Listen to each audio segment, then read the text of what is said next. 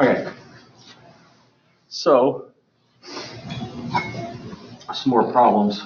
We've just finished discussing the idea that we have this thing called conservation of energy, where we can use as a strategy to solve problems that the amount of work that we do equals the amount of kinetic energy that we gain. In other words, I can set force times distance times cosine of theta equal to 1/2 mv squared, or I can set it equal to mgh, and then I could solve for something.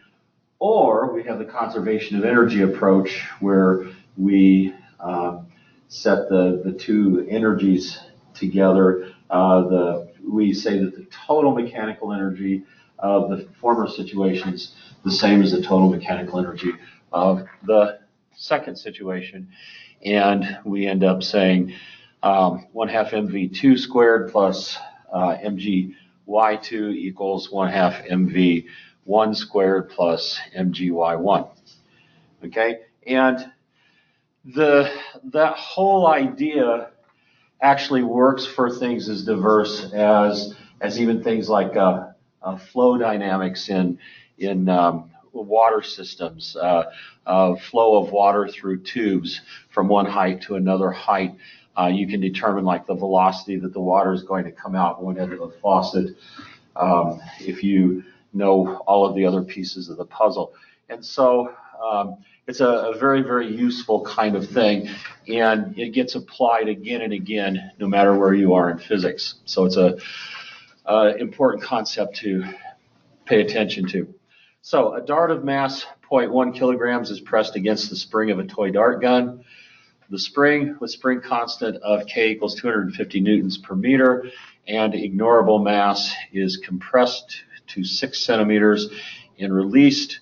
If the dart detaches from the spring when the spring reaches its natural length, what speed does the dart acquire? So what's my approach to this going to be? First of all, what am I going to do with the 6 centimeters? That's your 6 centimeters back from equilibrium. I'm just going to say that it's 0.06 meters. That's what I meant.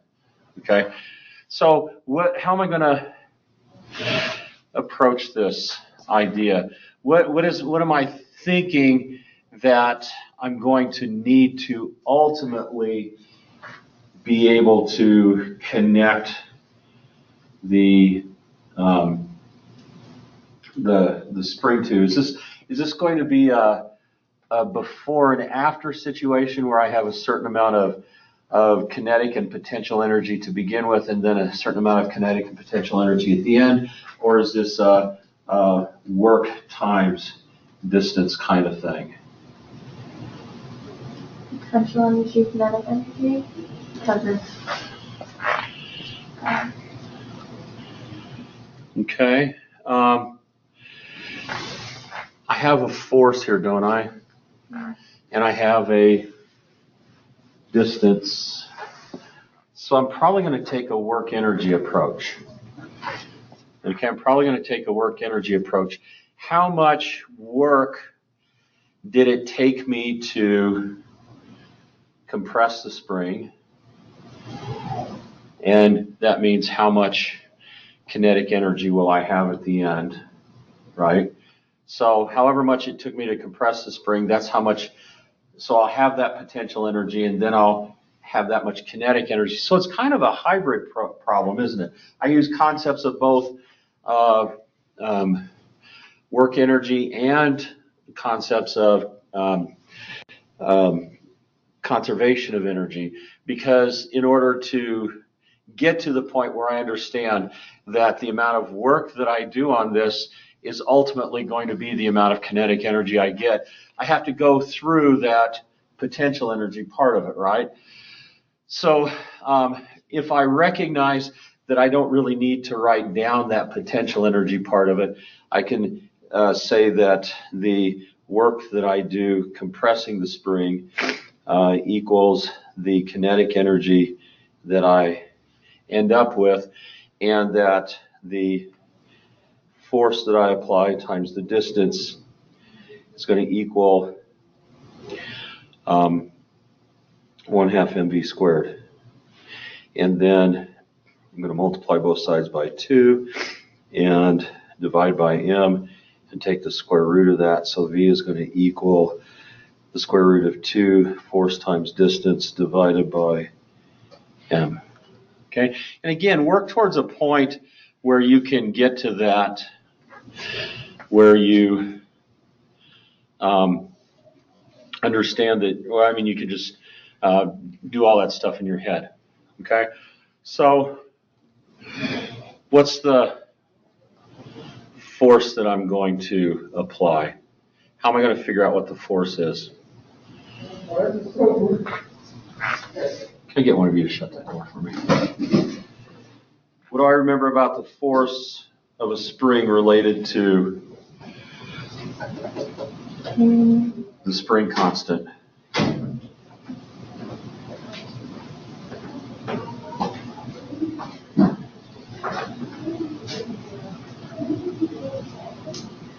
Force equals kx, right?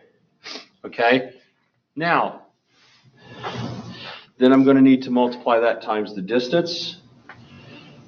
Oh, wait a minute. I also know that the potential energy of the spring is 1/2 kx squared, right? And I would come to that by thinking about this, right? Because I would multiply this times that x to get the force that I applied.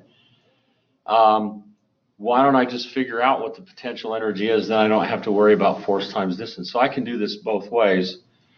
I can use maybe it would be better to use a conservation of energy approach. Let's do it that way. That's going to be easier. Okay, so however much work I do is going to equal the potential energy that it gets. How much stuff I do equals the amount of potential energy it gets, and then that equals the kinetic energy, and the half drops out, and I'm going to say that V equals the square root of kx squared over m.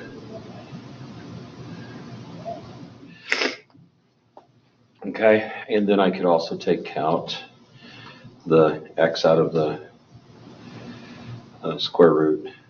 I could say that that equals x times the square root of k over m.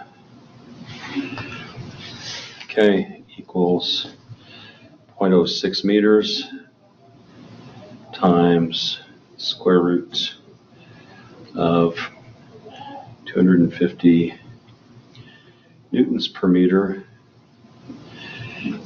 divided by 0.100 kilograms.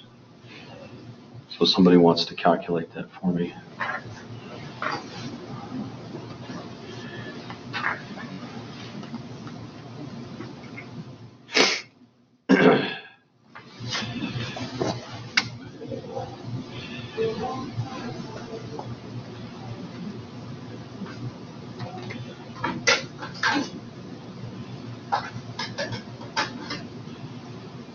Three?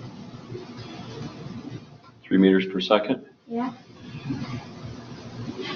So if we divide, I'm just thinking here myself. So that would be 2,500. So 50 times 0.06 would be 3. Yeah. You could probably have done that in your head, couldn't you? Yeah. 3 meters per second. Okay.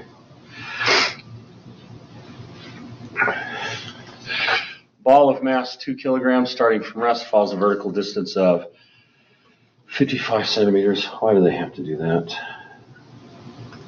0.55 meters, 0.15 meters. Okay, falls a vertical distance of 0.55 centimeters before striking a vertical coiled spring, which compresses amount 0.15 meters. Determine the spring constant of the spring. Assume the spring has negligible mass and ignore air resistance. Measure all distances from the point where the ball first touches the uncompressed spring. So if I've got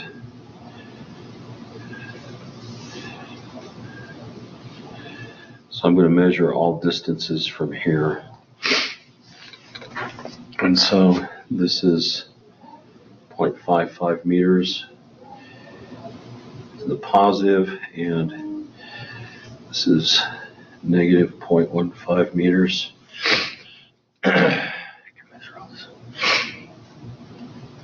Okay, and it really doesn't matter here. We'll use an absolute value of that anyway. So assume the spring has negligible mass and ignore air resistance. So I want to find out where the spring constant is, and I don't really have a way to deal with forces here, so I'm going to have to talk about the amount of potential energy, and we remember the amount of potential energy for a spring is 1/2 kx squared. Okay, and so I'm going to have to figure out some way to deal with that. So I already have a distance, right? I'm moving 0.15 meters, and the amount of potential energy that I have at that point when I move the 0.15 meters is going to be equal to the amount of work that I did on the spring. And the amount of work that I did on the spring is going to be equal to the amount of kinetic energy that the ball had when it hit the spring. Okay, so all I really need to do then is figure out what the amount of kinetic energy is and say that's going to be equal to the amount of potential energy, or that's going to be equal to the amount of work, and the work's going to be equal to the amount of potential energy, and the amount of potential energy that I have stored in here is going to be equal to all that, and I can set that equal to this then. So I would think that I could set this equal to the amount of kinetic energy that I have when I get to here. Okay, the amount of kinetic energy that I have when I get to there. And so that's going to be 1/2 mv squared equals 1/2 kx squared. And then I can just isolate for x, or I'm sorry, for k, right? And so k is going to equal mv squared over x squared. Okay, what's the difficulty going to be here? What additional piece of information do I not have? If I inspect this formula, what piece of information do I not have? I don't have velocity, so I'm going to have to do a motion problem to figure out how fast I'm going when I hit the spring. Okay, so I know that that's an acceleration problem. I haven't been given time, so I know that I'm going to have to use v squared equals v0 squared plus 2ax minus x0.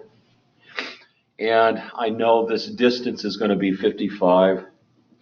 So I need to figure out what the final velocity is. And I know that I've been told that I start at 0 meters per second. I know what the acceleration due to gravity is. And so v is going to equal 2a, and I'm just going to say d, or the square root of 2ad, I mean, equals square root of 2 times 9.8 meters per second squared times a distance of 0.55 meters.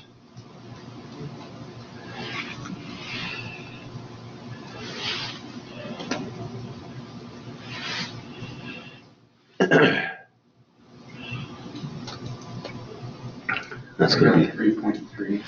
okay, 3.3 meters per second. And so now I just plug that in.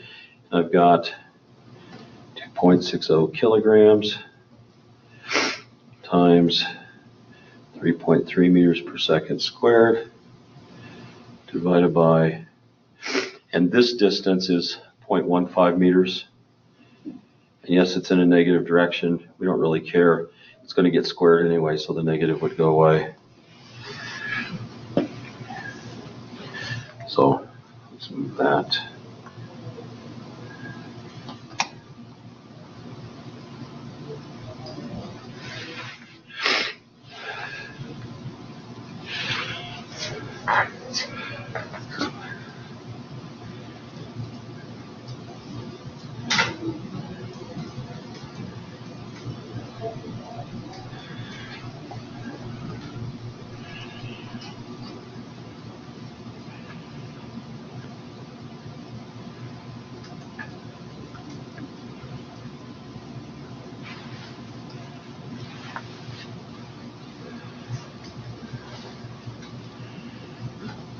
$250 to 300 somewhere. I did something. What did you get? I got 12.5. 12.5? Okay, so 3.3 squared is going to be about 10 times 2 is going to be about, or 2.6 is going to be about 25. So about 25 about divided by about 0.1. It's going to be about 1258.4. 1,258.4. 1,200. Really? Yeah. That's what I just got. Okay. We'll go with that. Newtons per meter. It takes that many newtons to stretch that per meter. We didn't stretch it for a whole meter, did we? We stretched it for 0.15 meters. Okay.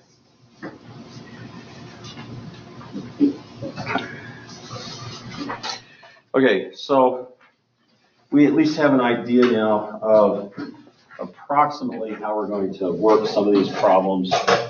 And it may not always be entirely clear right up front, but you start to think when you have these problems, can I set the potential energy that I gain to the amount of kinetic energy that I gain, or, can I set the amount of work that I do equal to something? You've got this idea. We have some other forms of energy that we talk about. Thermal energy is the kinetic energy of particles composing a substance. And this is mainly related to gases, okay, gas theory. If you were to be in AP chemistry, we would have just gotten done talking about this very thing. But we're aware that if we have an object, that object itself can have kinetic energy. So if I throw my stylus, it will have kinetic energy. But you're also aware that the particles inside of all the objects are moving around too.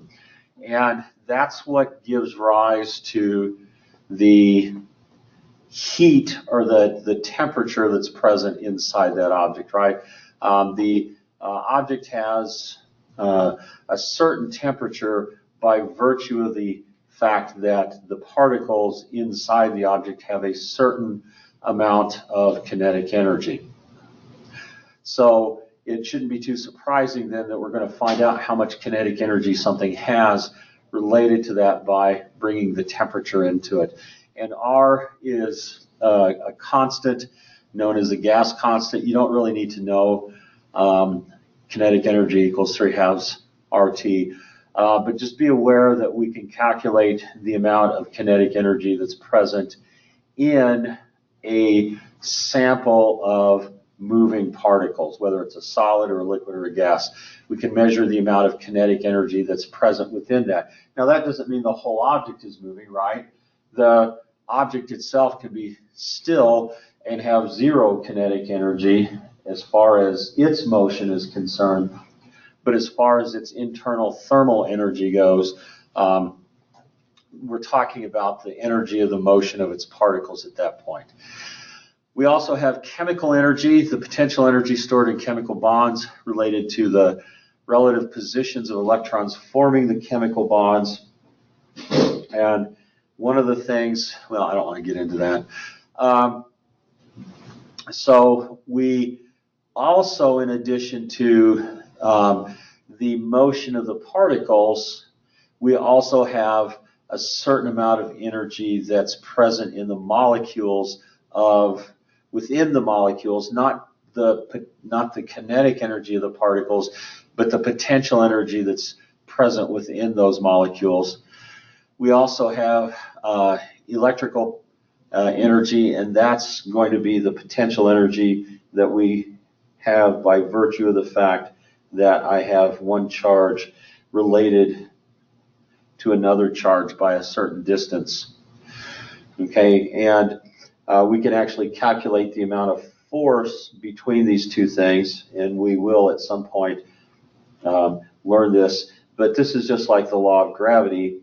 The amount of force between these two particles is based on the amount of charge in one particle versus the amount of charge in the other particle. So it should make sense. The greater the amount of charge, the greater the force, the electrical force between those two particles, whether it's repulsive or it's attractive, okay? And we use the plus sign to indicate that it's positive or the negative sign to indicate that it's attractive. But the closer I get those two things together, just like with gravity, it's an inverse square law. The closer I get those two things together, the greater the electrical force. Magnetic energy, it's a little bit more difficult. It's not an inverse square law. There's more to it than that, and that's more of an AP chemistry or an AP Physics 2 topic or a AP Physics C topic. So we don't get into the formula related to magnetic force. And then we have nuclear energy, the potential energy related to the repulsive and attractive forces holding the nucleus together.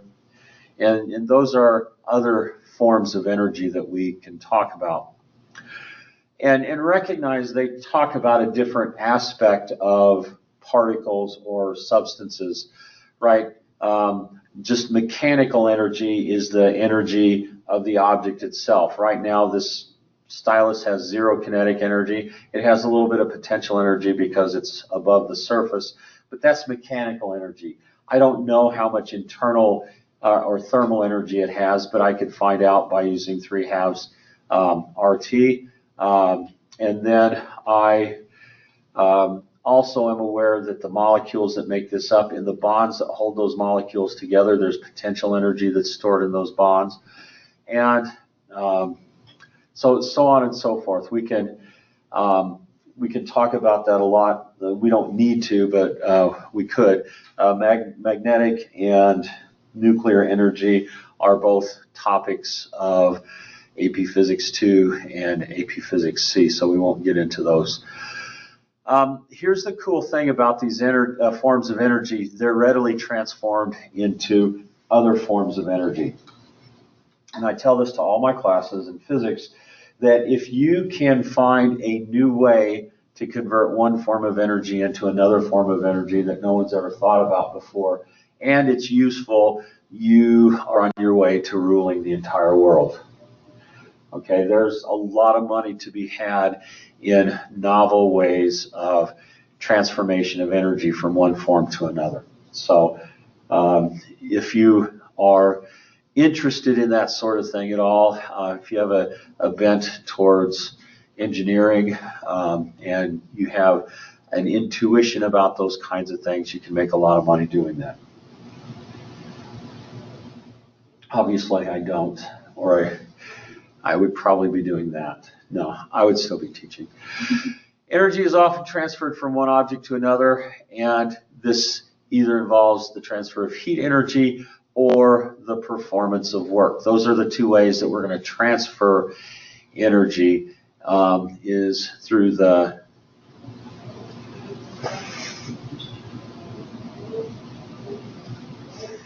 Lost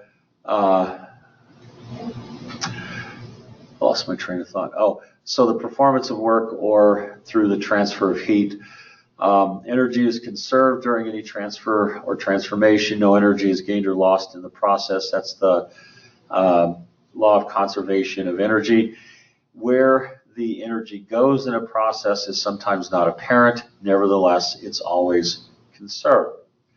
So we talk about inefficiency in energy transfers, and this is not the same thing as conservation of energy. When we talk about inefficiency in some kind of an energy transfer, for example, when I convert chemical energy of gasoline into mechanical energy of the car, only about 25% of the chemical energy goes into the pushing of the pistons. Okay, it's a very inefficient process. It's not a very good way to do things. Where do you think most of the other energy goes? Heat. Yeah, heats up your engine, right? Where else does some of that energy go?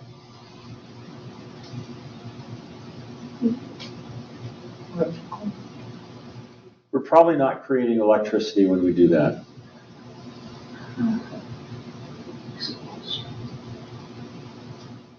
Although, actually, I shouldn't say that. I should say that you're absolutely right. How do we charge our batteries in the car when the car's running? Does anybody know?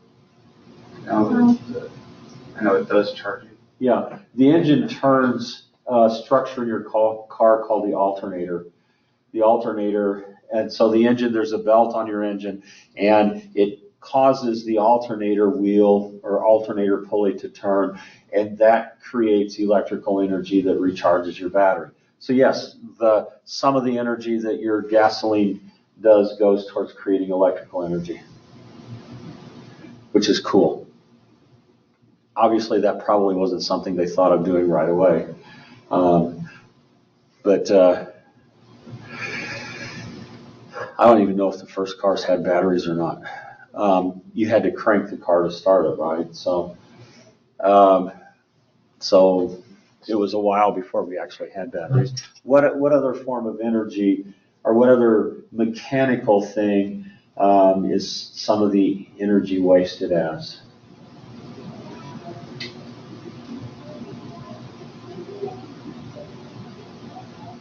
What's one of the knocks against electric cars? People get hit by them all the time. Why do they get hit by them?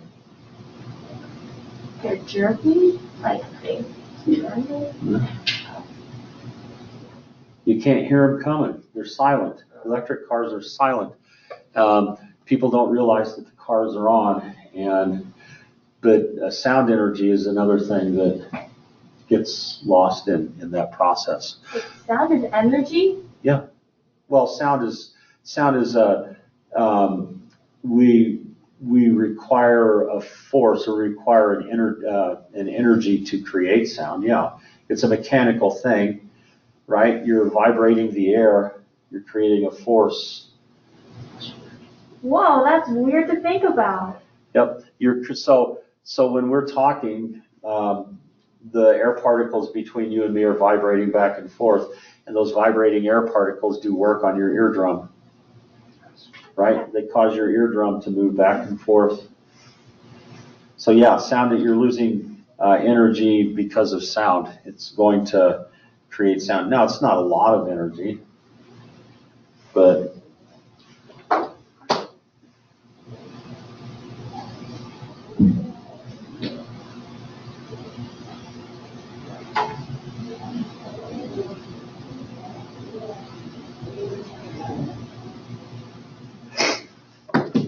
sorry about that. Okay, so we've talked about conservation of energy. Now, how do we add in non-conservative forces? Friction and other non-conservative forces reduce the mechanical energy, but not the total energy. And so they're called dissipative forces. They dissipate the energy that we're using to do work. And we didn't realize that energy was conserved until the 1800s. This is a really, really new phenomenon.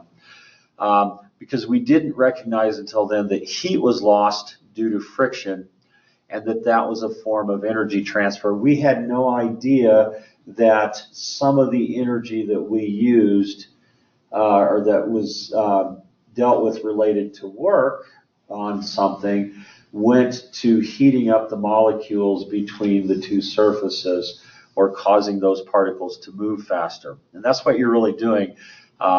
Heat loss to friction is you're speeding those particles up, they're moving faster, and so it heats up. And you can certainly feel that when you rub your hands together, right? You can feel that, that friction causing the heat.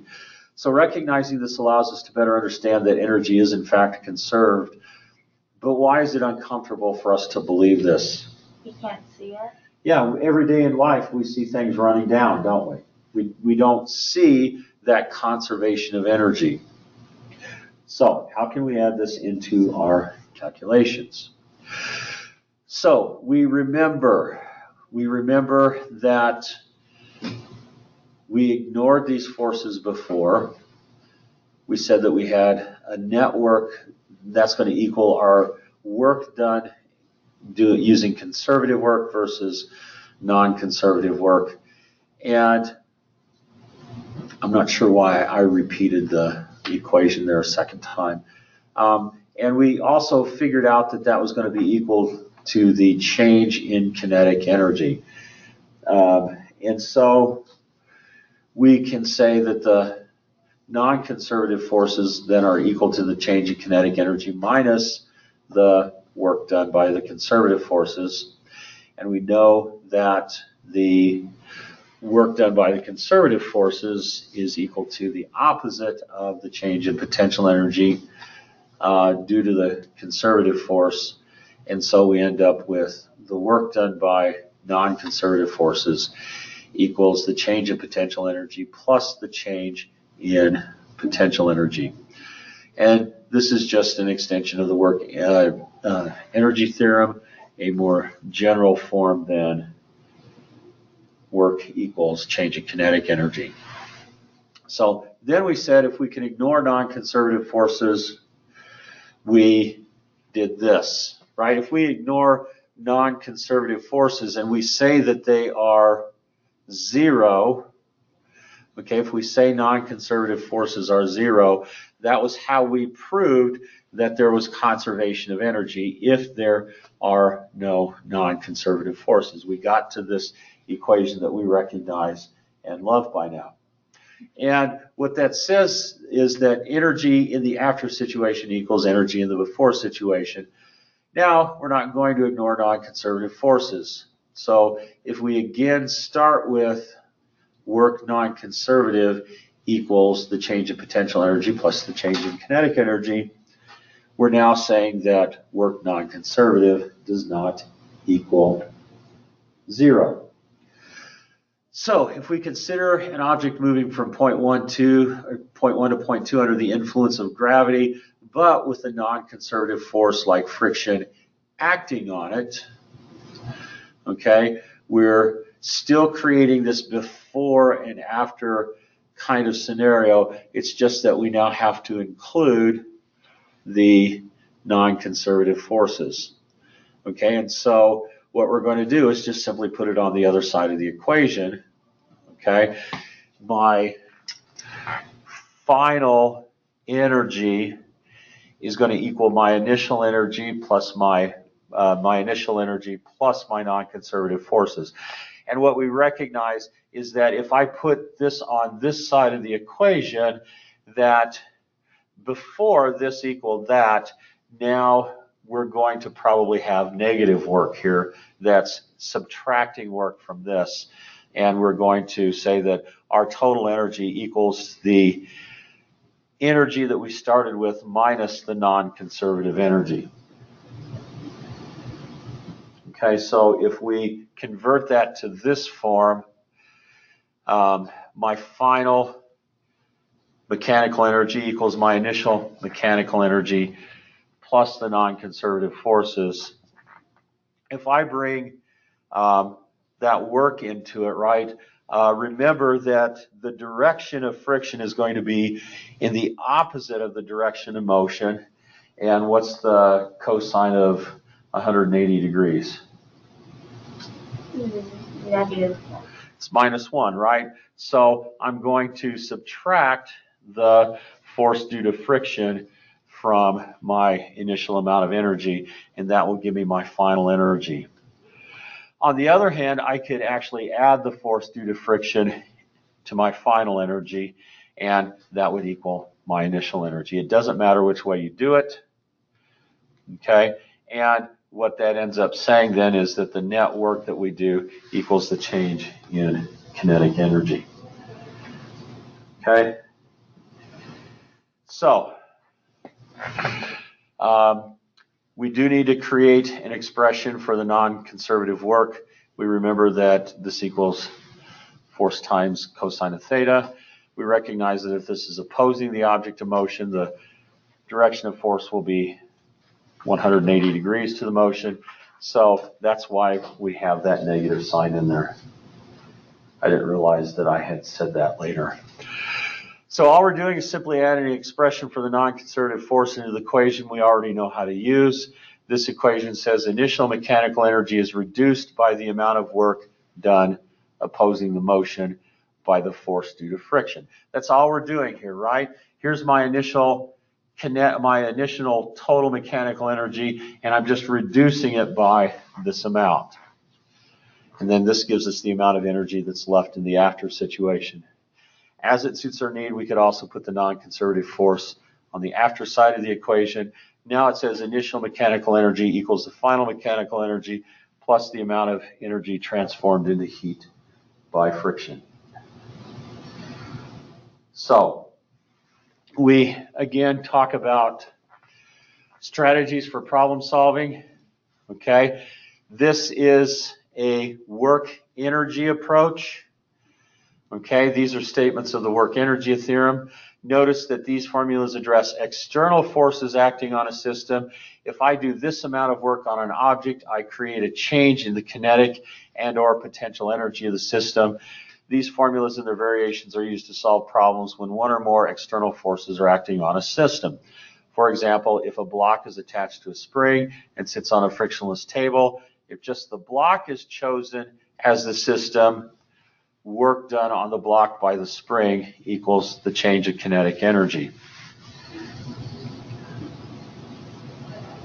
Okay. These are more general statements of conservation of energy.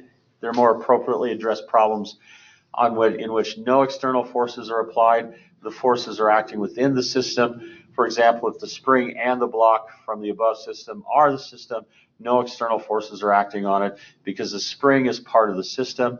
In this case, you have before and after statements of the amounts of kinetic energy and potential energy that equal each other, and that helps you solve the problem. If non-conservative forces are involved, you need to use this type of approach.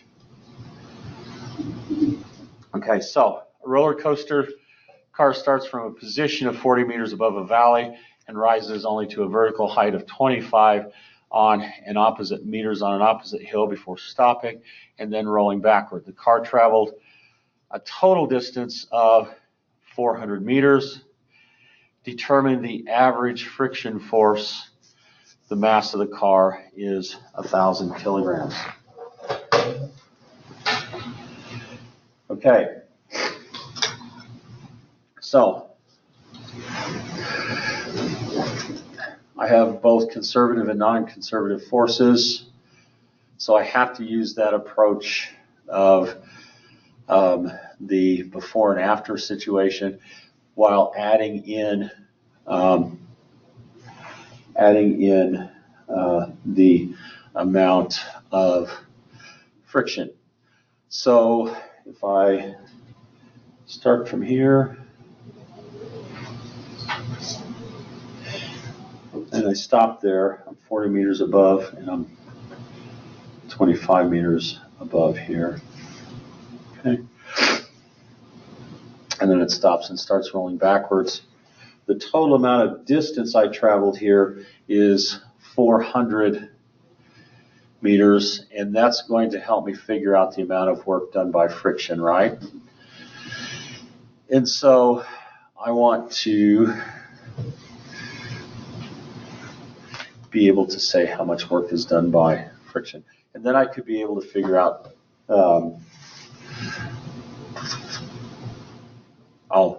be able to figure out the force due to friction. So I can say 1/2 mv2 squared plus mgy2 equals 1/2 mv1 squared plus mgy1 minus friction times distance.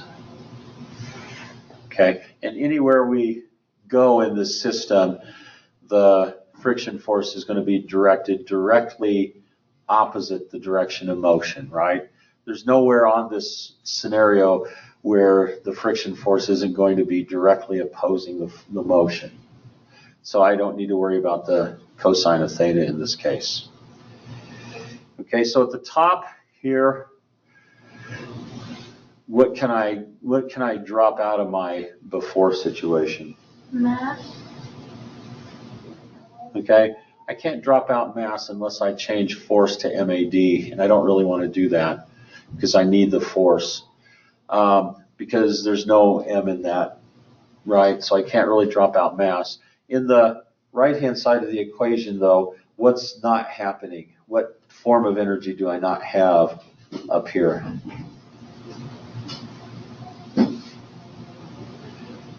At the instant that I start, what form of energy do I not have there?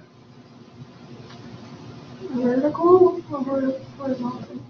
I don't have kinetic energy, right? I'm not moving yet. So I can drop that out of the equation. When I get to my final situation, I also don't have kinetic energy, do I? Because I come to a stop. Okay? If I were moving at either of those points, they would have to tell me. I would have to be able to figure out how much kinetic energy they had at that point so that I wouldn't miss that. Okay? So I want force times distance. I want force equals mgy1 minus mgy2 divided by the distance. Okay, and so 1,000 kilograms. I was worried there for a second because I didn't see the mass. Times 9.8 meters per second squared times, what's y1 minus y2? 40 minus 25.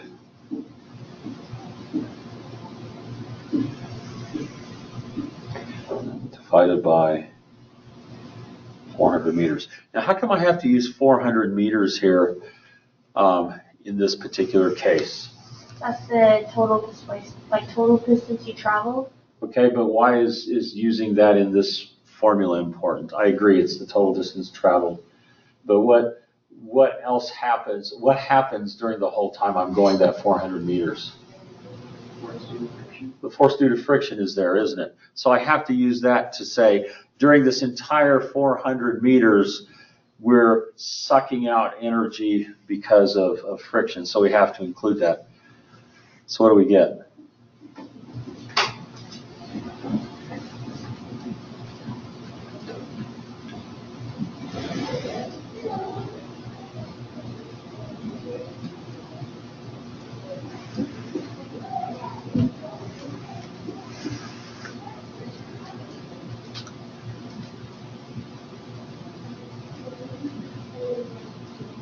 $60.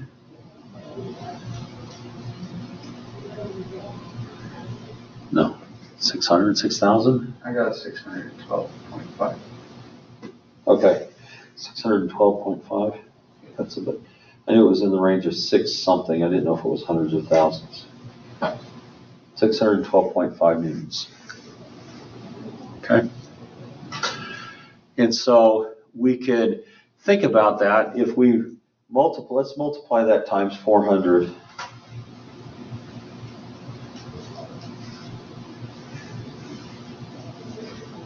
That equals 245,000.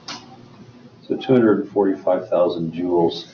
So friction in that trip did 245,000 joules of work against the motion of that cart.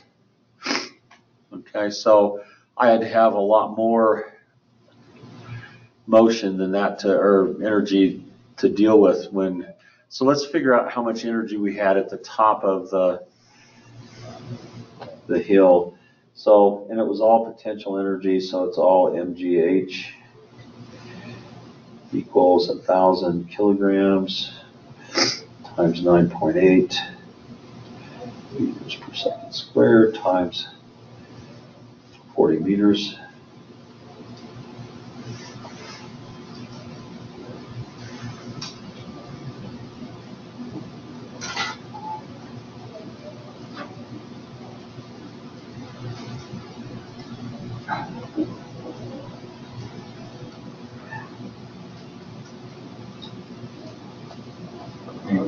I got 392,000. Okay, so that's the amount of potential energy we started with. Friction really sucked away a lot of energy from our motion, didn't it? Okay, so that's why it could only go up to 25 meters before it stopped. So let's see, that's 147,000 joules. If I subtract that, that's 147,000 joules. Yeah. Okay. So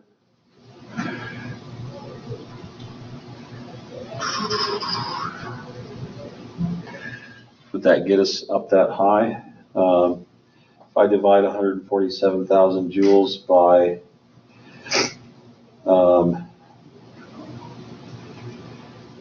9,800. That gives you 15. Which would be the difference between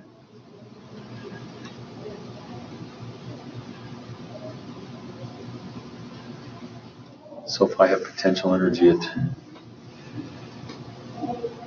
actually it's 1,000. I did that backwards to 9 times 9.8 times 25. What's 1,000 times 9.8 times 25? 245,000. Okay, so we did something wrong because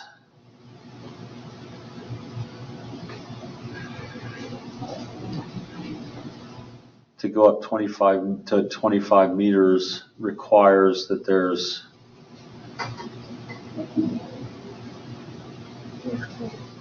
yeah. Let's see if I can figure out what we did wrong.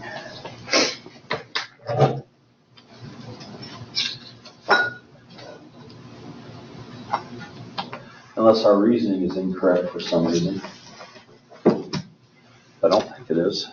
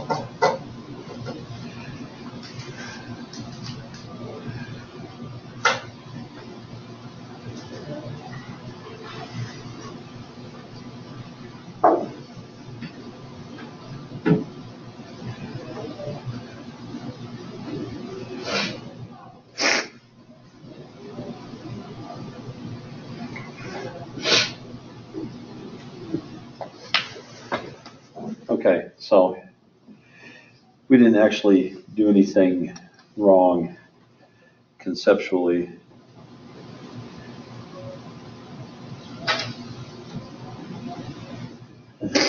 We got the wrong answer when we calculated 612.5 newtons for the friction force. So somebody divide 147,000 by 400 again. 367. Okay, so we said 612. Okay. I got the wrong answer. Was that you? Well, it doesn't really matter. So here's the cool thing about that. That would still get a lot of credit because you did things the right way. You would lose a point out of 4 or 5 points for getting the wrong calculation there. But then if there was a subsequent part of the problem that asked you to calculate the amount of energy that was required to get you back up here, some other problem, but you used that number, but you did that part of the problem correctly, they would still give you full credit for that. Okay? So if you do something right, and so I've probably said it before, if you don't know how to do part A, and you do know how to do part B, but that required an answer from part A, just make something up because they will give you credit for it if you do it the correct way. So, but do you also see that if you understand this well enough, you can figure out when you've made a mistake? We went through a whole process of this other stuff, and it's like, well, wait a minute, that doesn't make any sense. We messed up somewhere. And I guess the bottom line in that case would be check your calculations first to make sure you've made the right calculation, so that you lose a lot of time trying to figure out whether or not your logic was correct. Our logic was perfect here in this case. We just didn't do the calculation correctly. So we need to make sure that we, so I would say the lesson there would be check your calculations before you check your logic.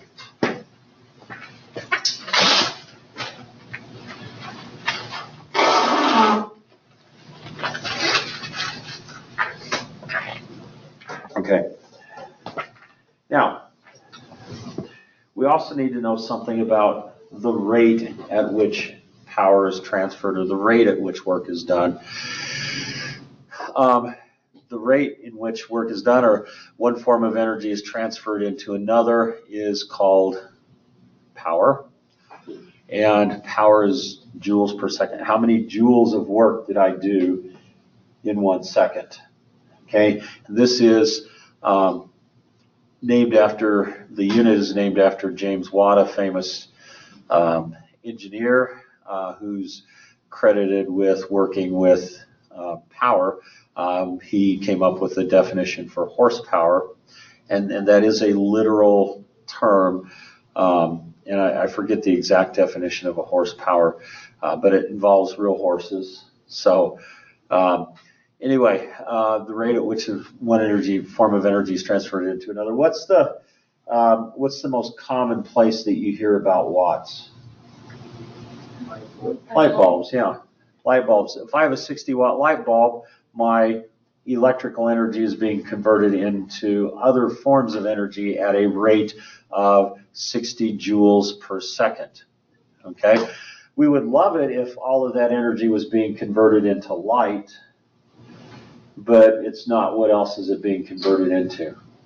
Lots of heat. The light bulbs are terribly inefficient electricity-wise. Except now we have LEDs, which are far, far, far more energy efficient. So you should use LED lights for everything rather than incandescent lights. Okay, so it's also the rate at which a light bulb transforms electrical energy into electrical magnetic energy. And that'll be a later point, later on in the course. Other units. The British use foot-pound per second. Okay, how is a foot-pound a unit of energy? We talked about this, I think. Maybe we did. Maybe that's my other physics class that I talked about this in. What's a pound? As in like weight, right? No, well, what type of unit is it? It's a unit of what? What's a unit of weight? But what is a unit of weight? What type of unit is that? Gravity. It's a unit of force, right? A newton is a unit of force. Weight is a unit of force. A pound is a unit of force. So if I were to convert newtons into pounds, you could look that up, you could Google that, and you would find out that there are 4.45 newtons per pound. But those are equivalent measures. And one thing that causes us problems is that in the English system, we don't seem to have a unit of mass. In the SI system or the metric system, we have kilograms and then we have newtons. Kilograms is a unit of mass. That's the same no matter what, right? I have the same amount of mass no matter where I am. But if I want to find out how strongly the force due to gravity pulls on me, or what kind of a force that creates because of my mass, I multiply that times 9.8 meters per second squared, and I get the number of newtons. And that is my weight, and that is my, the force of gravity acting on my mass. And unfortunately, that's 4 times the number of pounds that you weigh. So I weigh well over 1,000 newtons. So you probably weigh higher amounts of newtons than you'd like to think too. But anyway, pound is a unit of force. Foot is a unit of what? Measurement. Okay, yeah, it's a unit of measurement, but what kind of measurement? Distance, yeah. That's what you meant, right? Yeah. Okay, so distance. But when we talk about work in the metric system or the SI system, we use Newton meters, right? So newtons are unit of force, meters are unit of distance. Newton meters are joules. It's the same thing. So it would make sense that foot pounds are analogous to that. Pounds are analogous to newtons. Foot is analogous to meters. So foot pounds per second instead of joules per second or Newton meters per second. Okay?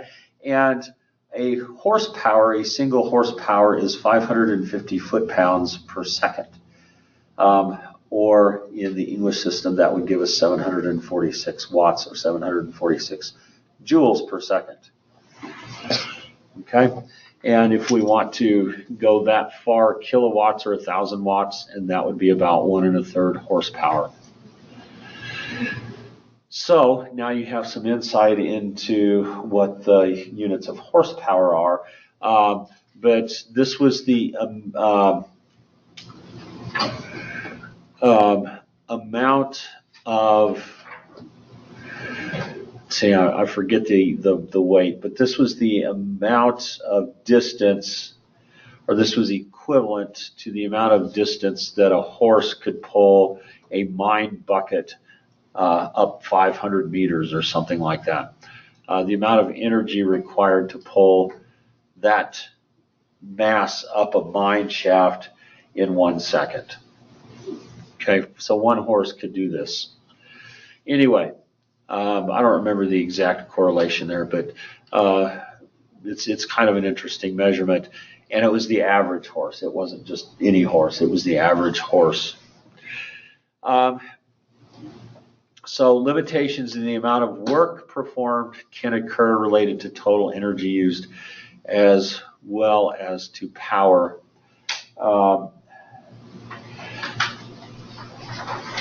60-kilogram jogger runs up a long flight of stairs in 4 seconds. The vertical height of the stairs is 4.5 meters. Estimate the power output in watts. So we should be aware that if I run up a flight of stairs,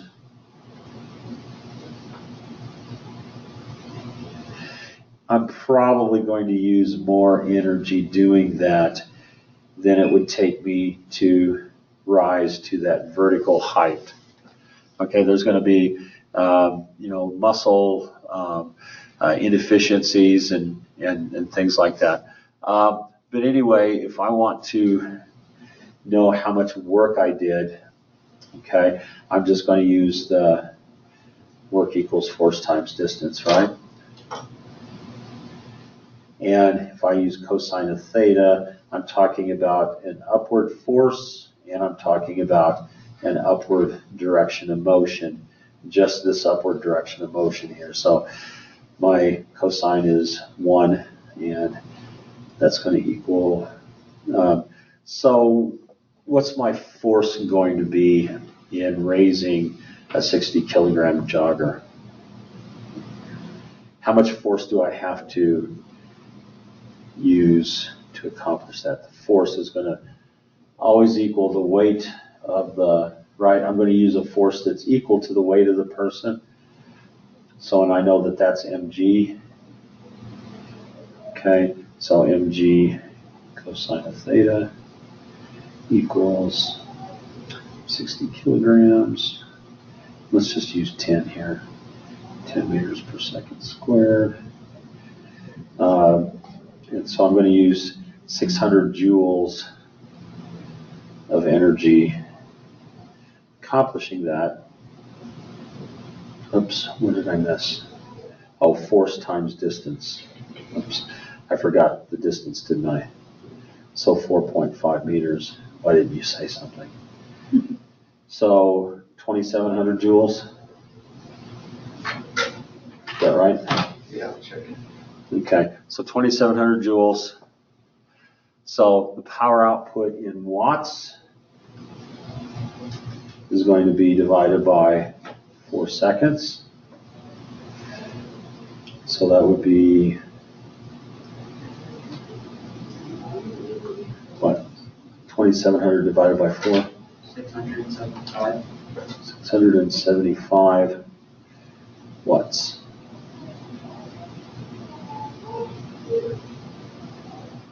Watts, 675 watts. Unfortunately, the big W for watts can easily be confused with the big W for weight.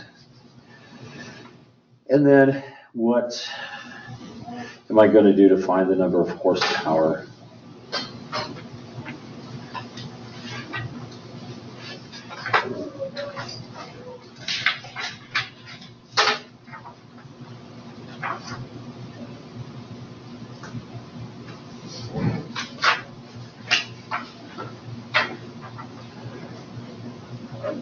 How many horsepower do I have, or how many watts do I have in a horsepower?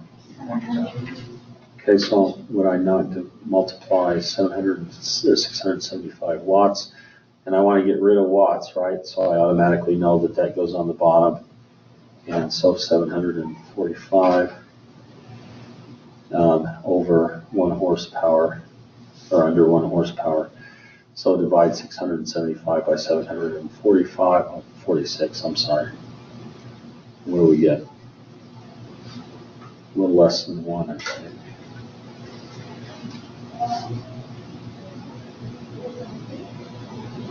$675 divided by 746.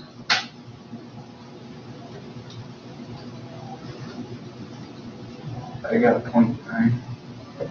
0.9 watts, or I'm sorry, 0.9 horsepower. Okay. Now, one last thing here.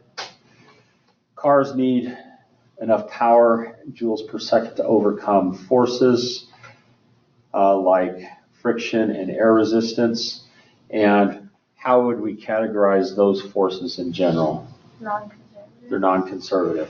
Okay, so necessary forces generally range in the range of 400 to 1,000 newtons per car. So I need this extra stuff to overcome air resistance primarily. Otherwise, I'll slow down and stop.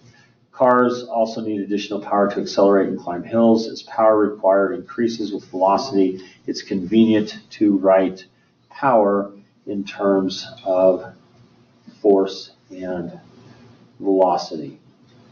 So I know that power is joules per second, and I know that this is Newton meters per second. I'm going to add an equal sign here.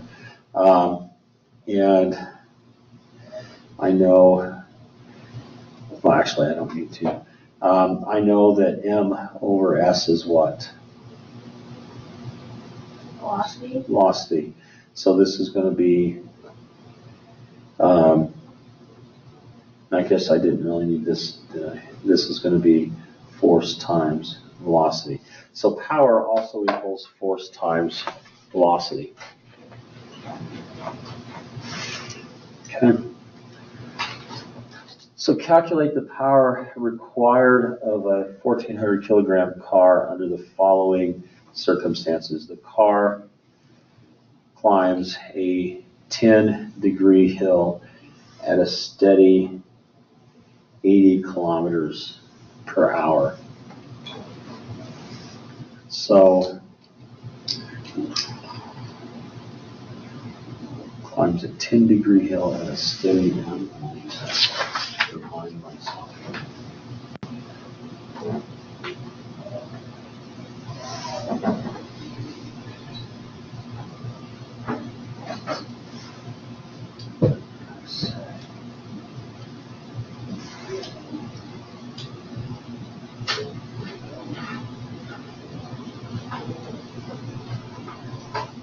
Oh, that's okay. So assume the average dispersive forces on the car 700 newtons throughout. That's what I didn't say.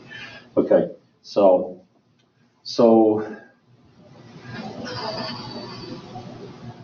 calculate the power. So I know that power is going to be force times velocity.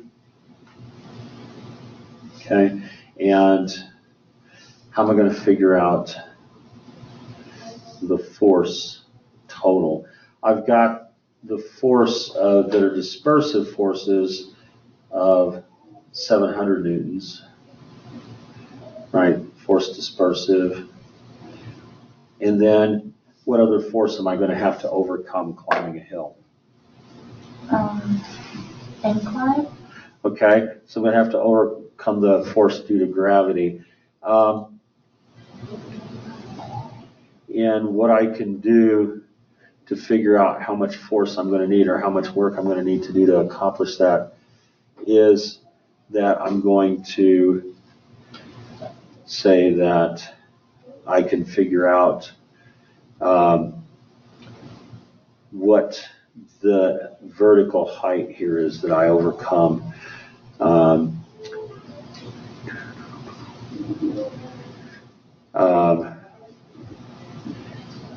Or that's going to be how far I go. The force due to gravity is what? Mg, right? Yeah. So mg plus, and if I'm traveling up a 10-degree incline, what's going to determine how far upward I go?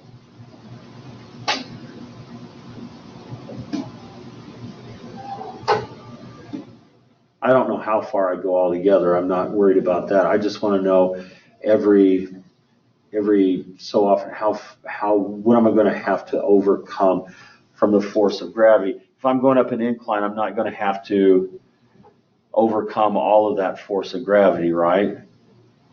What part of that force of gravity am I going to have to overcome? The vertical part, but like. Okay, so what did we say? And this is probably a better way to think about it. If I've got forces on an incline, if I've got to overcome the force due to gravity down the incline, what did we say the force of gravity down the incline was? The parallel force? It's a parallel force, okay? But that would be mg sine of theta, right? Oh, yeah. Okay, so I'm going to need to overcome the dispersive forces plus mg sine of theta. Okay? So we'll pick this up again and make sure we understand this correctly and get back. There was another problem that I said but I forgot to work on that. I'll try to work on that by next time. This is Thursday, isn't it? Yes. Okay. Okay. Have a great weekend. And think good thoughts about break. Almost there. It is.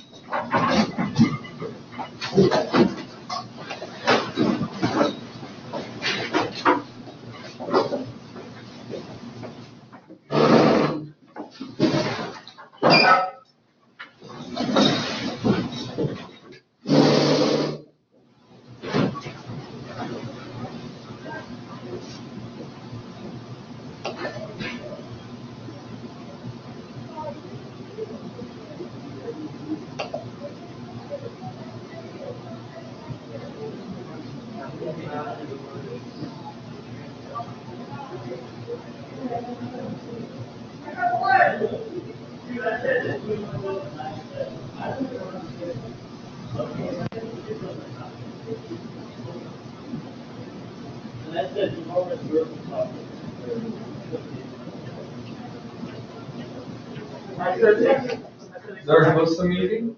Yes. Come in.